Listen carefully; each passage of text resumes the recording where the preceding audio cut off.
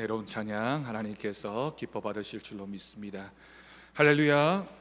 여러분 지난 한 주간 잘 지내셨습니까? 무더운 여름이 계속되고 있습니다. 건강 잘 유의하시고, 그럼에도 불구하고 항상 우리와 함께 하시며 은혜를 베풀어 주시는 하나님의 말씀이 오늘도 우리 사랑하는 성도들의 심령 가운데 가득하기를 주님의 이름으로 축복합니다. 예전 구소련 시대에 있었던 일입니다. 스탈린이라는 독재자가 있었고, 많은 사람들이 자신이 살던 고향에서 쫓겨나는 일이 허다할 때였습니다. 러시아 땅에서 쫓겨난 한 가족이 마차를 타고 추운 벌판, 추운 겨울 그 벌판을 지나가고 있었습니다. 두 부부와 함께 그 부인의 어머니가 타고 있던 그런 마차였습니다. 그런데 온 천지가 꽁꽁은 그 벌판을 달려가다가 한 번씩 그 마차를 몰고 있던 남편이 마차를 세우고는 부인에게 그 마차를 밀라고 요청을 했습니다. 조금 가다가 이번에는 장모님을 내려서 그 마차를 밀도록 요구를 했습니다. 이렇게 반복해서 한참을 가다가 화가 난 부인이 자신의 어머니에게 이렇게 이야기를 합니다. 엄마, 미안해요. 도대체 저 사람이 왜 저러는지 모르겠어요. 왜 가다가 한 번씩 우리 보고 마차를 밀라고 하는지 제가 어떻게 할까요? 라고 물으니까 엄마가 그 딸을 말리면서 이야기합니다. 얘야, 그런 게 아니란다. 너의 남편은 나와 너를 추위에 동사하지 않도록 저러는 거란다. 이 추위에 마차 위에만 있으면 잠도 오게 되고, 잠들게 되면 그러다가 추운 날씨 때문에 생명을 잃을 수도 있단다. 그래서 내 남편이 한 번씩 우리에게 마차에 내려서 그 마차를 밀게 하는 거란다. 그러면 잠을 깨게 되고 마차도 밀면서 몸의 체온도 올라가니 우리가 안전하게 목적지까지 갈 수 있는 거란다. 그제서야 딸이 고개를 끄덕였습니다. 여러분, 이 짧은 예화 속에 이 남편이 하고 있는 행동이 하나님의 모습과 굉장히 유사하다, 비슷하다라는 생각을 하게 됩니다. 하나님은 우리의 믿음이 우리가 혹시라도 기운을 잃을까 봐 한 번씩 기도 제목을 주시고 기도를 시키실 때가 있습니다. 환난과 고난과 어려움을 통해서 우리가 하나님을 잊지 않도록, 하나님을 찾을 수 있도록 우리에게 그런 기회를 주십니다. 때로는 우리는 불평하죠. 하나님 왜 이렇게 어려움을 주십니까? 왜 자꾸만 고난이 나에게 찾아오는 겁니까? 라고 생각하지만 그렇지 않습니다. 모든 것이 다 우리를 사랑해서 그런 것입니다. 영적으로 우리가 깊은 잠에 빠져들까 봐 우리를 깨우시기 위한 하나님의 방법인 줄로 믿습니다. 여러분, 오늘 말씀에도 바로 그런 은혜의 말씀을 기록하고 있습니다. 우리가 신앙의 삶을 살다 보면 오늘 본문 1절에 기록되어진 것처럼 땅에 있는 우리의 장막집이 무너지는 것 같은 어려움과 아픔을 당할 때가 있습니다. 우리의 장막집이 무너진다라고 하는 것은 우리가 고난과 아픔을 통해서 우리의 삶에 터전이 근본적으로 어려움을 겪게 되는 것, 그런 두려운 상황이 우리에게 찾아올 때가 있다라고 하는 것이죠. 늘 평안하게, 늘 행복하게 사는 사람이 어디에 있습니까? 여러분, 우리 성도들의 가정을 살펴보아도 저 가정은 괜찮은 것 같은데 라고 생각하지만 사실 집집마다 한 가지씩 어려움이 없는 가정, 걱정과 염려가 없는 가정이 어디에 있습니까? 사실은 우리만 그런 것이 아니라 인생의 모습 그 자체가 사실은 고난의 연속이라고 할 수 있고, 그래서 세상 사람들도 우리가 살아가는 이 세상을 고해와 같다, 고난이 풍랑이 있는 바다와 같다라고 표현을 하기도 합니다. 여러분, 다시 말해서 우리의 삶에는 이처럼 많은 고난과 어려움이 있고, 신앙적인 표현으로 한다면 믿음의 긴장, 신앙적인 긴장이 우리에게 늘 찾아오게 됩니다. 긴장하는 것이 힘들게 느껴질 때가 있지만, 그러나 여러분, 긴장이 꼭 나쁜 것만은 아닙니다. 우리가 긴장하는 그 시간을 통하여 주님을 찾게 되고 말씀을 가까이 하게 되며 그 말씀을 통해서 우리 인생의 답을 찾아갈 수 있게 되기 때문입니다. 여러분, 우리가 자주 사용하는 사자성어 중에 이런 표현들이 있습니다. 고진감래. 고통의 때가 있지만 그 시간들이 다 지나고 나면 즐거울 때가 온다라고 하는 뜻입니다. 세옹지마라는 말이 있습니다. 우리에게 다가오는 좋아 보이는 일 또는 안 좋아 보이는 일, 그런 일들이 결국에는 반복되어지면서 내가 생각했던 것과 다른 결과가 우리 인생에 늘 찾아오게 된다라고 하는 뜻입니다. 호사다마도 마찬가지입니다. 좋은 일이라고 생각했는데 그 일 뒤에는 안 좋은 일이 있을 수도 있으니 그런 일들을 잘 준비하고 생각해야 된다라고 하는 뜻입니다. 여러분, 우리 인생이 얼마나 변화무쌍한지 모릅니다. 어떤 분들은 우리 인생이 고개를 넘는 것과 같아서 한 고개 넘었다고 생각이 드는데 이제 좀 내리막길이려니, 이제는 좀 평탄하려니 라고 생각했지만 조금 있으면 조금 더 높은 고개가 찾아오게 되고, 그 고개 넘고 나면 또 다른 고개가 찾아오게 되는 것이 우리의 인생입니다. 조금 전에 말씀드린 것처럼 풍랑이 있는 바다와 같아서 잔잔했던 때는 잠시뿐이고 어느새 또 풍랑이 있는 바다 위에서 허우적거리고 있는 것이 우리가 살아가는 인생이 아닙니까? 그런데 여러분, 우리 인생은 세상 사람들이 말하는 것처럼 단순히 그런 인생의 기복이 있으니 잘 적응하고 좋은 일이 있을 거야 라고 생각하고 살아라 라고 성경은 교훈하지 않습니다. 오히려 우리가 그런 상황들을 경험하면서 하나님의 말씀은 우리에게 교훈하기를 그 모든 일에는 하나님의 뜻이 있고 계획하심이 있다라고 말합니다. 즐거운 일에는 즐거움의 의미가 있습니다. 우리가 고난을 당할 때에는 하나님의 계획이 그 고난 속에 또한 있습니다. 더군다나 오늘 말씀은 우리가 이 세상을 살아갈 때 이 세상만 바라보고 살아가는 사람이 아니라 하나님의 나라, 천국에 대한 소망을 가지고 살아가는 사람임을 우리에게 분명히 가르쳐 줍니다. 사랑하는 성도 여러분, 우리 그리스도인들은 눈에 보이는 지금의 삶, 오늘의 삶으로 평가되어지는 사람들이 아닙니다. 세상 사람들은 우리를 바라볼 때 우리가 입은 옷을 보고, 우리의 직업을 보고, 우리가 사는 집을 보고, 우리가 다니는 직장과 학교와 우리의 겉모습을 보고 우리를 평가하지만 우리는 그런 평가에 휘둘리는 사람들이 아닙니다. 왜일까요? 왜 우리가 다른 사람의 시선이나 다른 사람의 평가가 우리에게 중요하지 않습니까? 그것은 우리는 우리의 인생의 주인이 하나님이심을 믿는 사람들이기 때문입니다. 세상 사람들의 평가가 아니라 하나님께서 나를 어떻게 평가하시는지가 더 중요하고 그것이 본질이라는 사실을 우리는 알고 있기 때문입니다. 여러분, 사도 바울이 그랬습니다. 세상 사람들이 바라보기에는 왜 저렇게 힘들게 사나, 어떻게 저렇게 인생이 고통스러울 수 있을까라고 생각했지만 그렇게 힘든 선교의 길을 가면서도 한시도 잊지 않았던 것은 하나님이 나를 부르신 그 부름의 목적, 나는 그 부름의 상을 위하여 달려간다라고 고백했던 것입니다. 그것이 사도 바울의 신앙 고백이었습니다. 여러분, 이 사도 바울의 신앙 고백은 신앙 고백일 뿐만이 아니라 자신의 정체성에 대한 확신이기도 합니다. 내가 누군가, 내가 어떤 사람인가, 나는 무엇을 하며 살아야 하는 사람인가에 대한 확실한 답을 사도 바울은 가지고 있었던 것입니다. 여러분, 그것이 무엇일까요? 나는 하나님의 부름을 받은 사도다, 나는 하나님의 일을 감당하는 직분자이며 사명자이다 라는 사실을 한시도 잊지 않았던 것입니다. 여러분, 그렇다면 오늘 말씀을 듣고 있는 우리는 누구입니까? 사도 바울은 그렇게 살았다면 우리는 어떤 인생을 살아야 합니까? 여러분, 우리도 마찬가지입니다. 우리도 주님께서 우리를 부르셨고 우리도 그 주님이 부르신 부름의 상을 향하여 달려가고 있는 주님의 사역자들입니다. 하나님께서 그냥 우리를 선택하신 것이 아니라 주님의 일을 감당케 하시려고, 주님께서 기뻐하시는 그 일을 하게 하기 위하여 우리를 직분자로 세운 줄로 믿습니다. 얼마나 큰 영광이며 기쁨입니다. 여러분, 선교사나 목회자나 하나님의 특별한 일을 하는 사람만이 하나님의 사역자가 아니라 교회 안에 속해서 교회를 위하여 또 하나님의 복음을 전하는 일을 감당하면서 살아가는 우리는 누구나 다 할 것 없이 하나님이 세우신 사역자들입니다.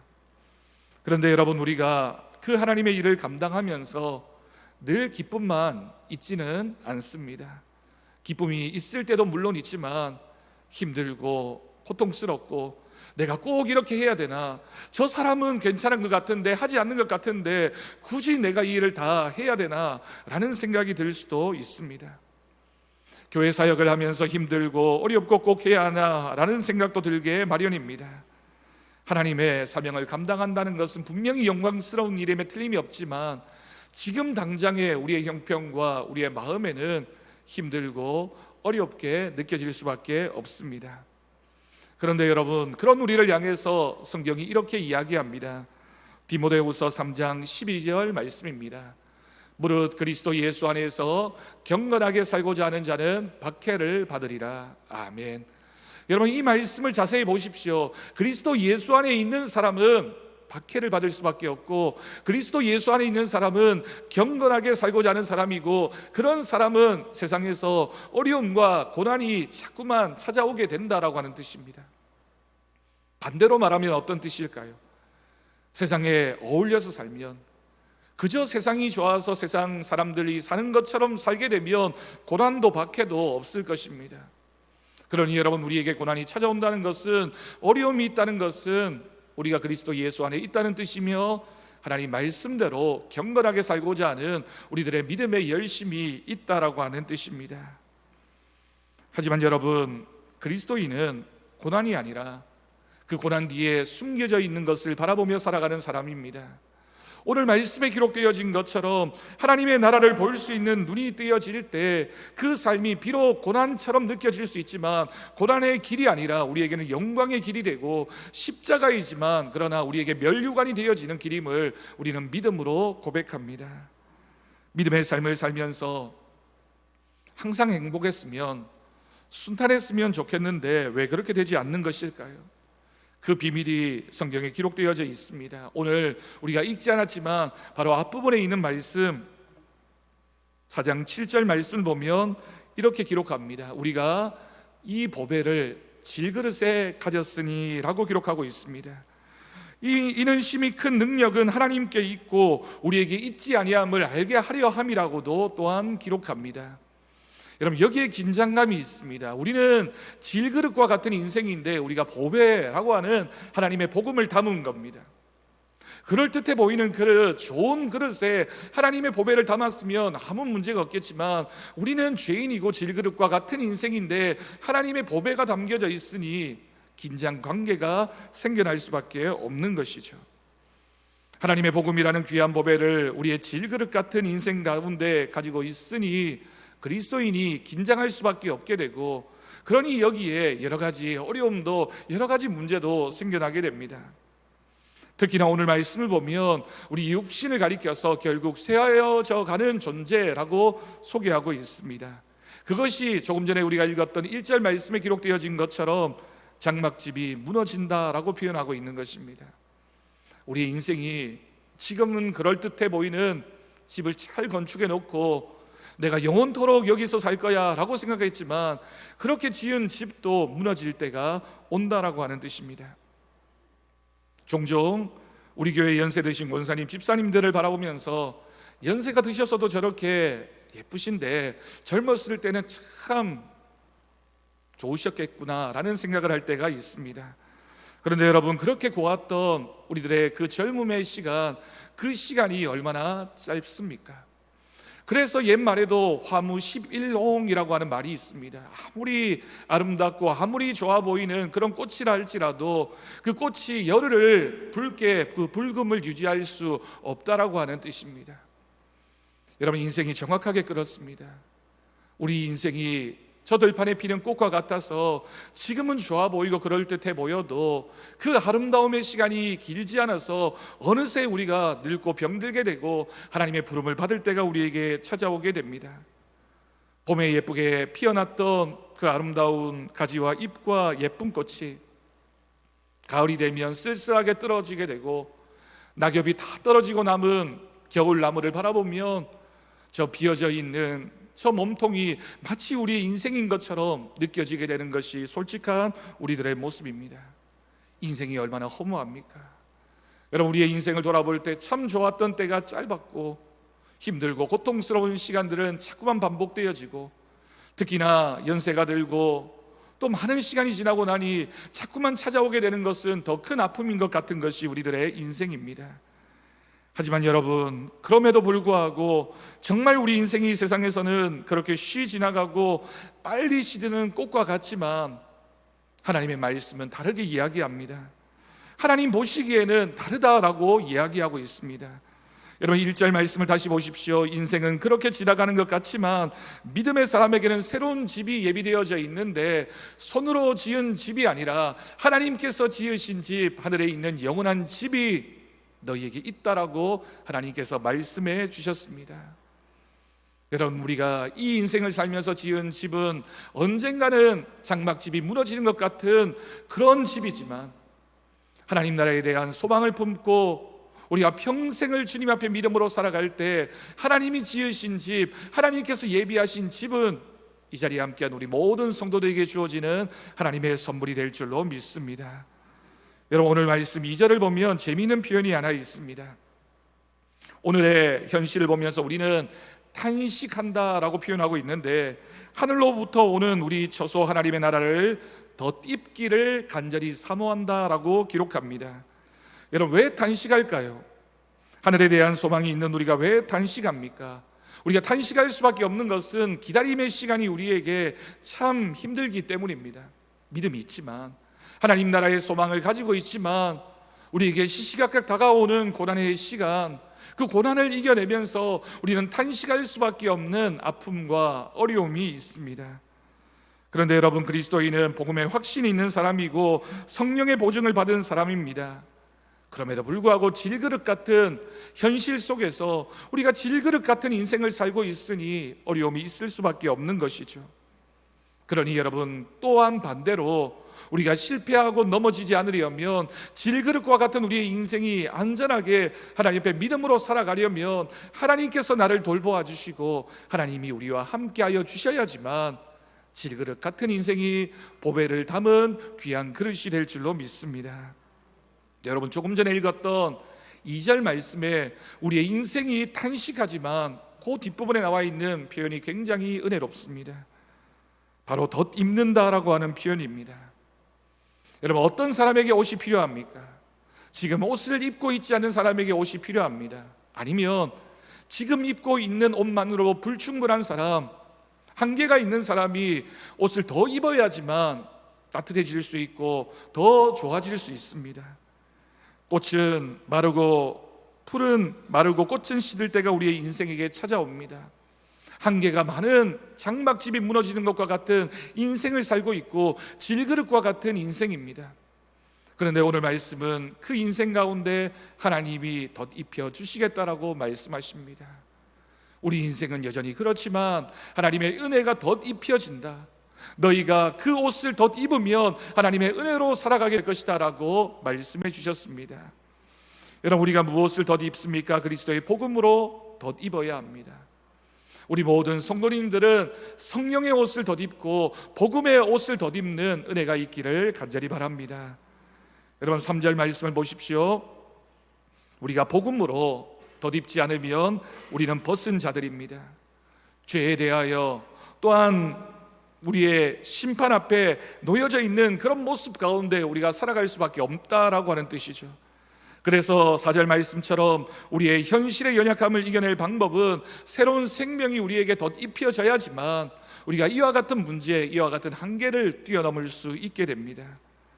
여러분, 세상의 종교와 학문은 우리에게 자꾸만 벗어야 된다, 포기해야 된다, 다 내려놓아야 된다라고 강조합니다. 여러분, 해탈이라고 하는 것이 무엇입니까? 내가 움켜쥐고 있었던 것, 내가 소유하고 있었던 것, 그거 다 내려놓아야지만 우리가 더 깊은 깨달음에 이를 수 있다라고 생각하는 것이죠. 그런데 여러분, 오늘 말씀에 기록되어진 기독교의 진리는 조금 다릅니다. 우리가 질그릇 같은 인생이고 우리가 참으로 죄악 가운데 살아가는 인생이지만 내 인생과 내 삶 가운데 하나님께서 은혜로 덧입혀 주실 때, 너 인생 가운데 덧입음이 있을 때 진정한 문제 해결이 있다라고 말씀하고 있는 것입니다. 우리의 인생은 내 의지와 생각과 방법과 판단대로 사는 인생이 아니라 하나님께서 우리를 덮어주시고 우리의 죄를 하나님께서 덮어주시고 우리의 삶의 문제를 하나님께서 덮어주시고 우리의 삶의 고난과 아픔을 하나님께서 덮어주실 때 그 은혜로 살아가는 것이 우리 그리스도인들의 모습입니다. 여러분, 그럴 때 우리에게 주시는 은혜가 무엇입니까? 우리는 어떤 삶을 살아야 합니까? 5절 이하의 말씀을 보면 하나님은 우리가 믿음으로 승리하는 삶을 살아갈 수 있도록 보증으로 우리에게 성령을 주시겠다라고 말씀해 주셨습니다. 여러분, 이 말씀이 무슨 뜻일까요? 우리가 이 땅을 살아가면서 우리가 의지할 수 있는 것, 질그릇과 같은 인생이 이 세상 가운데 깨어지지 않고 하나님의 나라를 사모하며 살아갈 수 있는 것은 성령 하나님께서 우리 안에 계실 때, 성령님이 우리 안에 역사하실 때 가능한 것임을 분명히 가르쳐주고 있는 것입니다. 우리는 아직 몸에 매여 있는 인생이기 때문에 죄악 가운데 살아갈 수밖에 없지만 성령님이 우리에게 안에 찾아오셔서 우리로 하여금 자꾸만 하나님 앞에 기도하게 하시고 하나님 말씀 듣게 하시고 그 말씀의 감동을 따라 순종하는 믿음의 삶을 살게 하시면 우리가 성령의 덧입음으로 말미암아 하나님이 기뻐하시는 삶을 살게 될 것을 믿습니다. 여러분, 성령님이 우리를 인도하실 때 신비한 경험이나 체험만으로 우리를 인도하시는 것이 아닙니다. 가장 직접적으로는 우리가 성령의 은혜를 덧입는다라고 하는 것은 하나님 말씀을 가까이 하는 삶, 하나님의 음성을 우리의 귀를 통하여 듣고 그 음성에 우리가 믿음으로 반응할 때, 순종할 때 주어지는 하나님의 감동입니다. 결국 하나님은 말씀으로 우리의 길을 인도해 주십니다. 주님의 품에 안기는 그 순간까지 우리가 끊임없이 주의 말씀을 들어야 하는 것, 하나님의 말씀을 묵상해야 하는 이유가 바로 여기에 있습니다. 우리가 잠깐도 주님의 말씀을 떠나면 우리의 인생은 흔들릴 수밖에 없습니다. 무너질 수밖에 없습니다. 끊임없이 주님을 붙잡고 주의 말씀이 우리의 심령을 감동시키고 성령님께서 우리 안에 내주하셔야지만 우리가 믿음으로 살아가는 인생이 되는 것입니다. 사랑하는 성도 여러분, 우리가 그날까지는 믿음으로 살아갈 수 있기를 바랍니다. 주님 부르시는 그날까지, 주님 앞에 서는 그날까지 우리의 인생이 이렇게 짧고 이렇게 허무한 것처럼 보여도 우리가 소망을 내려놓지 않고 성령님과 함께 동행하는 거룩한 삶이 되어야 할 것을 믿습니다. 여러분, 구원을 표현할 때 기독교에서는 already but not yet이라고 표현합니다. 이미 이루어진 하나님의 구원의 선물이 있지만 아직은 이루어지지 않은 구원에 대하여 우리는 성화의 삶을 살아가고 있다라고 하는 뜻입니다. 여러분, 이것이 바로 오늘 말씀에 기록하고 있는 긴장관계입니다. 하나님께서 우리의 질그릇에 보배를 담아주셔서 우리는 구원받은 인생이지만, 그러나 주님 앞에 서는 그날까지는 죄인의 모습으로 살아가고 있기 때문에 그 구원을 이루기 위하여 끊임없이 주님을 가까이 하고 주의 말씀대로 살아가는 삶, 경건한 삶이 십자가의 삶으로 우리에게 주어지게 되는 것을 믿습니다. 사랑하는 성도 여러분, 그래서 오늘 말씀에서 결론 부분에 이르러서 그러니 우리는 사나 죽으나 주님을 위하여 살아야 된다라고 말씀합니다. 사도 바울은 늘 믿음으로 그와 같은 삶을 고백했습니다. 오늘 말씀에서도 그가 고백하기를 몸으로 있든지 떠나든지 주를 기쁘시게 하는 자가 되기를 힘쓰겠다라고 표현합니다. 내가 살아있어도 죽어도 주님을 기쁘시게 하고자 하는 삶의 목적을 가지고 내가 그 일에 내 삶의 모든 열정을 다하겠다라고 하는 것이 사도 바울의 고백입니다. 여러분, 오늘 이 자리에 함께한 우리에게도 이러한 고백이 있습니까? 이 말씀을 듣고 우리에게도 이와 같은 믿음의 고백이 생겨날 수 있기를 바랍니다. 그리스도인은 어떤 모습에서도 그리스도의 영광을 위하여 살고 죽는 사람들입니다. 우리 모두는 그리스도의 심판대 앞에 서는 때가 찾아오게 될 텐데, 그때의 주님으로부터 착하고 충성된 종이라는 칭찬 듣기 위해서 주님 앞에서 우리가 거룩한 몸으로 변화되기 위하여 그때까지 주님의 선한 그 길을 달려갈 수 있는 십자가의 길, 순교자의 삶을 살아가는 우리 모두가 되어야 할 것입니다. 그러므로 오늘 말씀의 마지막 부분에서 선악간에 그 몸에 행한 것으로 너희가 심판을 받게 될 것이라고 말씀합니다. 여러분, 여기서 말하는 선악간이라고 하는 것은 도덕적이고 법적인 선악을 말하는 것이 아닙니다. 물론 그리스도인들이 이 땅을 살아가면서 선하게 살아야 하는 것은 당연하지만, 여기에 기록되어진 선악간에라고 하는 표현은 바로 하나님의 말씀을 따라 사는 삶, 악을 떠나서 주님이 기뻐하시는 삶을 살아가는 것, 그것이 바로 선악간에 하나님 앞에 살아가는 우리들의 모습입니다. 여러분, 우리의 삶에 그래서 분명한 원칙이 있습니다. 분명한 목적이 있습니다. 우리가 무엇을 하든지, 어떤 일에 우리가 참여하든지 주님이 기뻐하시는 삶, 주님의 말씀에 순종하는 믿음의 삶을 살아야 하는 것이죠. 여러분, 우리는 우리의 믿음 생활의 목표를 내 만족이나 내 기쁨에 두지 않고 하나님의 뜻에 합당한가, 하나님이 기뻐하시는 이인가에 우리의 기준을 맞추어야 할 것입니다. 그래서 여러분, 우리는 이렇게 기도해야 합니다. 주님, 내 안에 임재하셔서 나는 죽고 주님이 내 안에 살아계시옵소서. 나는 주님 뜻대로 살기를 원합니다. 이 땅을 사는 동안 주님 때문에 만족하며 살기를 원합니다. 세상의 만족이 아니라 주님 때문에 행복한 내 삶이 되게 하여 주옵소서. 주님을 기쁘시게 하는 삶을 살게 하여 주옵소서. 그래서 이 세상 사는 동안 내가 아니라 주님을 위해서, 이웃을 위해서 사는 삶이 되기를 원합니다. 주님께서 우리를 먼저 부르신 이유는 나 혼자만 구원받게 하기 위함이 아니라 나를 통하여 우리의 가족과 우리의 이웃과 우리 주변에 죽어가는 영혼들을 구원하기 위하여 우리를 부르신 것입니다. 여러분, 우리의 인생은 약간의 차이는 있겠지만 누구나 알 것 없이 주님 부르시면 주님 앞에 서야 하는 것이 우리들의 공통적인 마지막 결론입니다. 어떤 사람도 그 사실을 피할 수가 없습니다. 그러니 여러분, 중요한 것은 우리가 주님 앞에 서는 그날까지 어떻게 살 것인가, 우리가 오늘을 어떻게 믿음으로 살아갈 것인가가 주님 앞에 설 때 그 모습을 결정하게 될 것입니다. 한 번밖에 없는 인생, 내 마음대로 살다가, 내 만족대로 살다가, 내 기쁨만 위하여 살다가 하나님 앞에 서게 되면 얼마나 부끄러운 인생입니까? 조금은 힘들고 어렵지만 기쁨으로 주님의 일을 감당하다가 주님이 입혀주시는 그 옷을 덧입고 살다가 주님 앞에 서게 되면 주님이 우리를 칭찬하여 주실 것입니다. 여러분, 우리가 잘 아는 이야기가 있습니다. 앞을 보지 못하는 사람이 오늘 랍비에게 와서 좋은 가르침을 받았습니다. 시간이 지나고 저녁에 돌아가는데 랍비가 이 앞을 보지 못하는 사람에게 등불을 지켜주는 겁니다.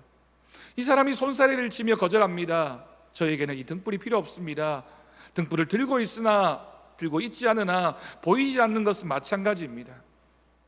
그러자 이 랍비가 이 앞을 보지 못하는 사람에게 이야기합니다.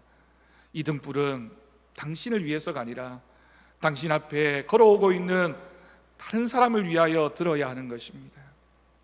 여러분, 그리스도인은 세상의 빛입니다. 세상의 빛이라는 것은 나도 나를 위하여 빛을 내어야겠지만 내 빛을 통하여 세상이 환해질 수 있도록 세상의 빛을 비추는 인생을 살아가야 하는 것이 우리들의 모습인 것입니다. 나도 남을 보지만 남도 나를 보고 있습니다. 그리스도인이 어떤 사람인가를 우리가 보여주고 있는 겁니다. 그리스도인이 어떻게 살아가고 있는지를 세상 사람들이 끊임없이 우리를 지켜보고 있습니다. 적어도 내가 다른 사람들에게 구원에 있어서 걸림돌이 되어서는 안 될 것입니다. 나 때문에 다른 사람이 상처받고 실족하는 일이 없는 것, 그것이 바로 그리스도인이 늘 생각하고 지켜야 하는 기독교의 윤리의 기준이 되어야 합니다. 내가 죽어야 주님의 복음이 살고, 내가 죽어야 이웃이 살 수 있습니다. 내가 죽어야 가정이 살고, 내가 죽어야 교회가 살 수 있다면 기꺼이 주님을 위하여 죽고 사는 것, 그럼 그것이 바로 그리스도인의 빛된 삶입니다.